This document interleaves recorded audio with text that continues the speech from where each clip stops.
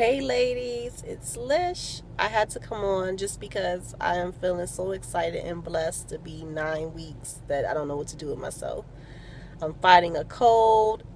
I am breaking out on my face, as you can see, but I am blessed to be 9 weeks. And I called my doc's office and I have to come in for blood work next week. This is Sunday. I probably won't get there till Tuesday for blood work, and then they're going to schedule my dating ultrasound. So I hope to have some big news for you soon, and I'm believing and expecting it to be good news. Please pray with me as I go to the doc. I wanted to skip blood work and go straight to an ultrasound, but they're not going to allow that, which is fine. So I don't know when I'll be back, but I am just so excited to be 9 weeks that I had to come on just to say that. I thank you all for your encouraging words and your love and the shout outs. You guys are the best. And I will talk to you soon.